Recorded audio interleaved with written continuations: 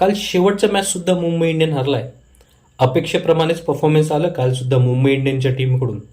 206 रनाचं target Mumbai इंडियननी easily chess केलं असतं जर रोहित शर्मा आणि रायन रिकल्टन यांनी 6 ओव्हरमध्ये 70 रन काढले असते, तेव्हाच हे टार्गेट चेस करता आलं असतं. पण 4 ओव्हरमध्येच हे दोन्ही बॅट्समन आऊट झाले.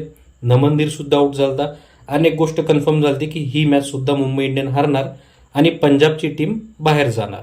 आणि तसंच झालं. काल सूर्याभाऊने 50 मारली, 42 बॉलमध्ये 60 रन काढले आणि मला सूर्यकुमार यादवचीच एक स्पेशल इनिंग आठवली जी 2025 मध्ये मुंबई इंडियनचा शेवटचा लीग मॅच होता पंजाबच्या टीमसोबत. तिथे जर मुंबई इंडियन मॅच जिंकला असता ना तर मुंबई इंडियननी टॉप 2 मध्ये फिनिश केलं असतं. कारण मुंबई इंडियनचा नेट रन रेट हा गुजरात टायटनपेक्षा जास्त होता. मुंबई इंडियनचे 18 पॉईंट झाले असते आणि आरसीबी सोबत त्यांनी टॉप 2 मध्ये फिनिश केलं असतं. पण तसं झालं नाही. तिथे सूर्याभाऊने एक ब्रिलियंट 50 मारली. 39 बॉलमध्ये सूर्यकुमार यादवने 57 रन काढले होते. ती मॅच पूर्ण बघताना, ती इनिंग बघताना मला असं कुठेही वाटलं नाही की मुंबई इंडियनची टीम प्रयत्न करते टॉप 2 मध्ये येण्याचा. तो इंटेंट मिसिंग होता आणि कालच्या मॅचमध्ये सुद्धा इंटेंट मिसिंग होता.